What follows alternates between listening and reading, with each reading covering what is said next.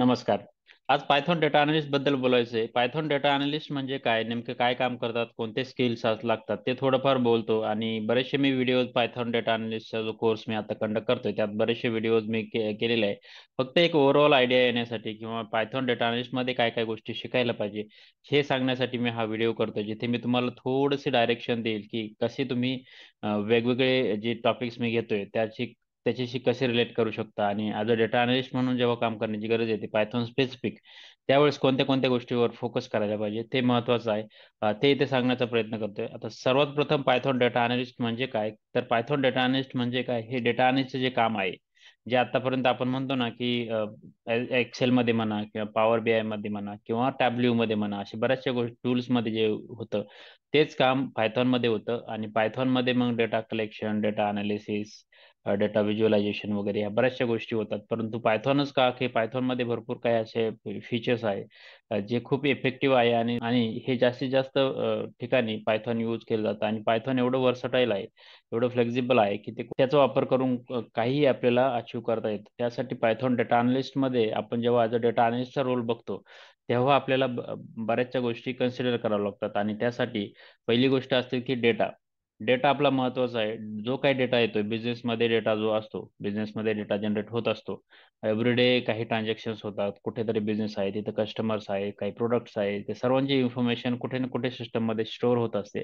तो एक प्रकारचा डेटा असतो आणि हा डेटा जो असतो तो कुठेतरी आपल्याला प्रोसेस करावा लागतो, अॅनलाईज करावा लागतो आणि त्यानंतर शेवटी याचे आपण काय करतो डॅशबोर्डवरती व्हिज्युअलायझेशन्स किंवा चार्ट्स क्रिएट करतो आणि ह्या चार्टचा उपयोग काय होतो तर बिझनेसचे लीडरचे जे लोक असतात त्यांना वेगवेगळे डिसिजन घेण्यास मदत होते.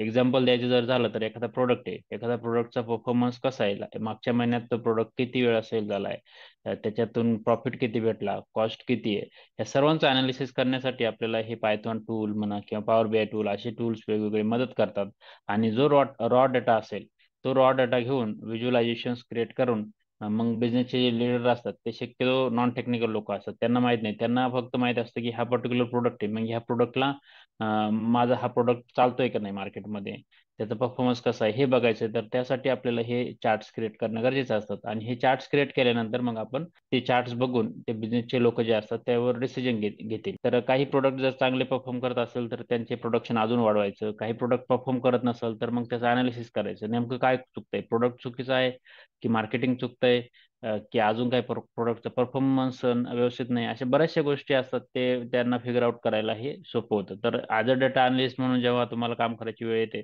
तेव्हा तुम्ही ह्या सर्व गोष्टी लक्षात घेणं गरजेचं आहे. तर हे सर्व येतं पायथॉन डेटा अनालिस्टमध्ये आणि पायथॉन त्यासाठी हेल्पफुल आहे, पायथॉन टेक्नॉलॉजी. मग आतापर्यंत मी पायथॉनचे बरेचसे व्हिडिओ केले जिथे की मी तुम्हाला सांगितले की पायथॉनची सुरुवात कुठून कुठून करायची, अ, कोणतं टूल इन्स्टॉल करायचं, कसं इन्स्टॉल करायचं आणि छोटे छोटे प्रोग्राम्स कसे लिहायचे आणि त्यानंतर मग आपण काही डेटा कलेक्शन कसं करायचा, डेटा इम्पोर्ट कसा करायचा, त्यानंतर डेटावर क्लिनिंग कशी करायची, ट्रान्सफॉर्मेशन प्रोसेसिंग वगैरे असे बरेचसे घेतले आणि एक पोर्टफोलिओ प्रोजेक्ट पण घेतलाय. अजून काही प्रोजेक्ट्स किंवा टॉपिक्स येणार आहेत, ते मी पुढे घेईलच. परंतु आता डेटा अनालिस्टसाठी कोणते स्किल्स लागतील ते बघूया आपण. तर सर्वात प्रथम पायथॉन प्रोग्रामिंग. पायथॉन प्रोग्रामिंग ही एवढी मोठी लँग्वेज आहे की ती सर्वच फील्डमध्ये यूज होते. म्हणजे तुम्ही डेटा सायंटिस्ट म्हणा किंवा डेटा अनालिटिक्स म्हणा किंवा वेबसाईट डेव्हलपमेंट म्हणा किंवा एंटरप्राइज ॲप्लिकेशन डेव्हलपमेंट म्हणा, कुठेही पण जा तुम्ही पायथॉन यूज केली जाते.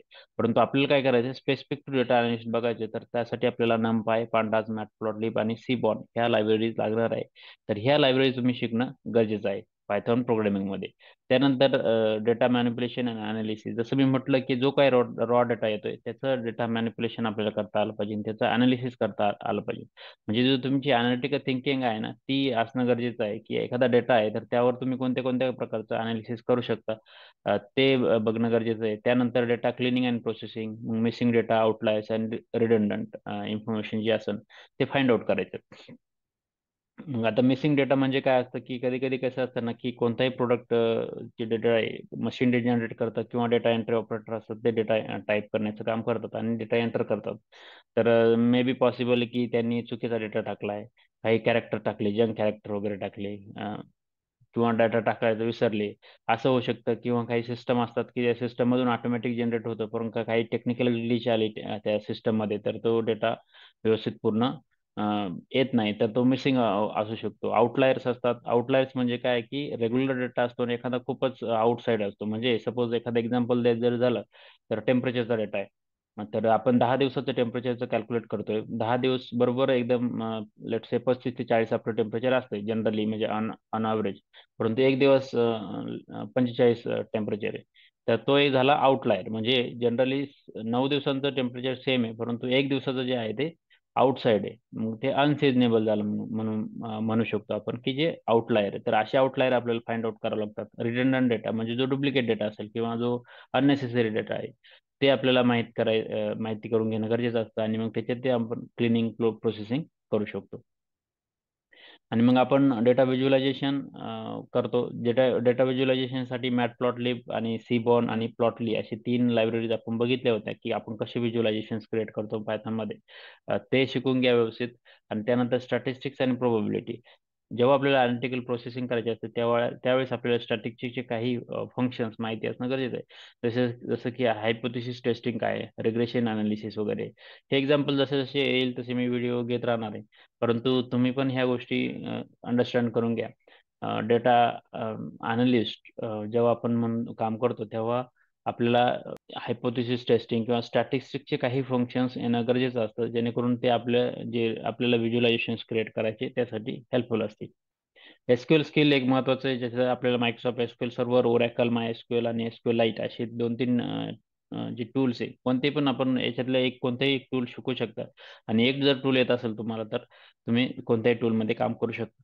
शक्यतो काय होतं ना की एसक्यूएल ही एक ओव्हरऑल टर्मिनॉलॉजी किंवा एक ओव्हरऑल स्किल आहे, ज्याचे कन्सेप्ट सेम आहे. सॉफ्टवेअर स्पेसिफिक फक्त सिंटॅक्स वगैरे थोडेफार चेंजेस असतात. म्हणजे मायक्रोसॉफ्ट कंपनीचं म्हणा किंवा ओरॅकलचं, त्यांचे थोडेफार सिंटॅक्स चेंज असू शकतात, परंतु हरकत नाही. तुमचं एसक्यूएल जर परफेक्ट असेल तर तुम्ही कोणत्याही टूलमध्ये काम करू शकता. एक मशीन लर्निंग ऑप्शनल आहे. म्हणजे मशीन लर्निंगच्या अल्गोरिदम जे असतात ना ते थोडेफार तुम्हाला माहित असेल तर चांगलंच आहे. जरी नसलं तरी काही हरकत नाही, परंतु एवढं काही मॅन्डेटरी नाही की तुम्हाला ते आलंच पाहिजे. परंतु ॲज अ डेटा अनालिस्ट पायथॉनमध्ये काम करायची वेळ आली आणि तुम्हाला थोडं असं अजून मशीन लर्निंग अल्गोरिदमचं थोडंफार नॉलेज असेल तर ते फायद्याचंच असेल. आणि मग टूल्स मी तुम्हाला सांगितले होते की ज्युपिटर नोटबुक आहे किंवा मायक्रोसॉफ्टचं व्ही एस कोड आहे, हे एक टूल आहे. अॅनाकोंडा वगैरे असे वेगवेगळे टूल्स आहे जे तुम्ही यूज करू शकता तुमच्या पायथॉनचे प्रोग्राम लिहिण्यासाठी वगैरे. तर हे टूल्स आहे. आणि त्यानंतर अजून काही स्किल आहे की जसे डोमेन नॉलेज, इंडस्ट्री स्पेसिफिक. जेव्हा ॲज अ डेटा अनालिस्ट म्हणून काम करत असतं तेव्हा तुम्हाला पर्टिक्युलर इंडस्ट्रीचं नॉलेज जर असलं तर ते अजून फायद्याचं असेल. म्हणजे तुम्हाला सांगितलं की बँकिंगमध्ये ॲज अ फायनान्शियल अनालिस्ट तुम्हाला पोझिशन आहे, आणि जर तुम्हाला फायनान्सच्या रिलेटेड चांगली इन्फॉर्मेशन असेल, बरेचसे नॉलेज असेल तर ते तुम्हाला फायद्याचंच असेल. म्हणजे टेक्निकल पण माहिती आहे आणि त्यात डोमेन नॉलेज पण असेल तर भरपूर फायदा असू शकतो. म्हणजे तुम्ही ॲज अ बिझनेस अनालिस्ट म्हणून पण काम करू शकता. त्यानंतर व्हर्जन कंट्रोल आहे. गिटहबवर व्हर्जन कंट्रोलिंग असते. तर व्हर्जन कंट्रोलिंग म्हणजे काय असतात ना की मल्टिपल लोक एका प्रोजेक्टवर काम करत असेल तर एकाने आज चेंज केला त्याला दुसऱ्याला पण दुसरा चेंज करायचा. सपोज काय होतं ना की हे व्हर्जन कंट्रोलिंग कशासाठी असतं की ज्यावेळेस आपल्याला सपोज एक 10 जणांची टीम आहे आणि त्या 10 जणांच्या टीममध्ये प्रत्येक जण काही ना काही काम करतोय. आणि जर मला काही चेंजेस करायचे असेल तर मी काय करणार, अगोदर ती बॅकअप घेणार त्या पर्टिक्युलर कोडचा, आणि त्यानंतर मग माझे चेंजेस करणार आणि मग परत फाईल सेव्ह करणार. हे झालं, त्याला चेक इन आणि चेकआउट म्हणतात. म्हणजे चेकआउट म्हणजे एखादा कोड असेल तो आपल्याकडे घेणे, त्यात आपण जोपर्यंत एडिट करतो तोपर्यंत बाकीचे करणार नाही. आणि मग ते आपले चेंजेस झाल्यानंतर आपण काय करणार, त्याला सेव्ह करणार आणि चेकिंग करणार. चेकिंग म्हणजे मी रिपॉझिटरीवर सबमिट करतोय. ते गिटहबवर होतं. वेगवेगळे टूल, बाकीचे दुसरे पण टूल्स असतात. आता याचा फायदा कुठे होतो, जेव्हा आपण लेट्स से की मी एक एक्झाम्पल आहे, मी काहीतरी कोडमध्ये चेंज केला, तो कोड जेव्हा मी दुसऱ्या एन्व्हायरमेंटमध्ये प्रोडक्शन एन्व्हायरमेंटमध्ये डिप्लॉय करतोय त्यावेळेस काहीतरी दुसरा प्रॉब्लेम आला का, त्याचा इम्पॅक्ट आपल्या दुसऱ्या एखाद्या फंक्शनॅलिटीवर झाला जी चालत नाही. मग अशा वेळेस रोल बॅक करायची गरज जेव्हा येते की माझं जे चेंजेस आहे ते मला रिव्हर्ट करायचे, तर त्यावेळेस मी काय करू शकतो की जे चेक इन आहे ना व्हर्जन कंट्रोलमध्ये केलं ते रिस्टोर करू शकतो, आणि प्रिव्हियस जो कोड आहे माझ्या चेंजेसच्या अगोदर तो आपण परत एन्व्हायरमेंटमध्ये पब्लिश करू शकतो. तर त्यासाठी हे व्हर्जन कंट्रोलिंग असतं, ते पण माहीत करून घ्या. हे टूलमध्ये कसे यूज करतात किंवा अजून काही वेगवेगळे टूल्स असतात. जेव्हा तुम्ही एखाद्या रिअल टाइम प्रोजेक्टवर काम करतात तेव्हा प्रोजेक्ट स्पेसिफिक काही टूल्स असतात ते यूज केले जातात. ते तुम्ही फक्त तुम्हाला कन्सेप्ट माहीत करून घ्या व्हर्जन कंट्रोलिंग काय आहे. त्यानंतर कम्युनिकेशन स्किल इम्पॉर्टंट आहे. जे काही आहे आता अनालिस्ट म्हणून जेव्हा काम करण्याची वेळ येते, तुम्हाला स्पेसिफिक इन्फॉर्मेशन सांगता आली पाहिजे. म्हणजे असं नाही की तुम्हाला काहीतरी रॉ डेटा दिलेला आहे, पण त्या रॉ डेटामधून तुम्ही ऍक्च्युअली इन्साइट्स म्हणजे व्हॅल्युएबल इन्फॉर्मेशन कशी रिट्रीव्ह करतात आणि ती कशी कन्वे करता बिझनेस पीपलला. म्हणजे जे नॉन टेक्निकल लोक असतात त्यांना तुम्ही टेक्निकली न सांगता त्यांच्या भाषेत कसं व्यवस्थित समजून सांगतात ते महत्वाचं आहे. त्यासाठी तुम्हाला कम्युनिकेशन स्किल्स महत्वाचे आहे. आता कम्युनिकेशन स्किल म्हणजे फक्त इंग्लिश स्पीकिंग वगैरे हेच नाहीये. तर त्यात तुमचे इंटरपर्सनल स्किल आले, तुमचे कोलॅबोरेशन स्किल आले, तुमचं इमोशनल इंटेलिजन्स आला, अशा बऱ्याचशा गोष्टी आल्या की जे तुम्ही कशा जास्तीत जास्त कन्व्हे करू शकता नेक्स्ट पर्सनला तुमचे जे इन्फॉर्मेशन आहे, जेणेकरून बिझनेसला डिसिजन घेण्यास मदत होईल. ते महत्वाचं आहे. त्यासाठी तुमचं कम्युनिकेशन स्किल महत्वाचं आहे. त्यानंतर प्रॉब्लेम सॉल्विंग स्किल आहे, जे महत्वाचं आहे की काही प्रॉब्लेम्स असेल तुमच्या बिझनेस डेटामध्ये ते तुम्ही कशा प्रकारे सॉल्व्ह करतात. त्यासाठी वेगवेगळे टूल्स आणि टेक्निक्स यूज करून तुम्ही त्याच्यातून कशा पद्धतीने सोल्युशन काढतात ते महत्वाचं आहे आणि ते बिझनेसला कसं हेल्पफुल होतं ते बघणं गरजेचं असतं. कंटिन्युअस लर्निंग म्हणजे जे काय आहे ते हे कंटिन्युअस लर्न करावं लागतं. म्हणजे पायथॉनमध्ये पण डेटा अनालिस्टमध्ये काम करताय तर तुम्हाला कंटिन्युअस काही ना काही लर्न करावं लागेल. नवीन नवीन टेक्नॉलॉजी येत असतात त्यात ते तुम्ही शिकल्या म्हणजे आता पूर्ण टेक्नॉलॉजी स्विच करण्याची गरज नाही. पायथॉनमध्येच नवीन नवीन लायब्ररीज आल्या. त्या माहिती करून घेणे त्याचा तुमच्या एक्झिस्टिंग वर्कमध्ये कसं जास्तीत जास्त फायदा करून घेऊ शकतो.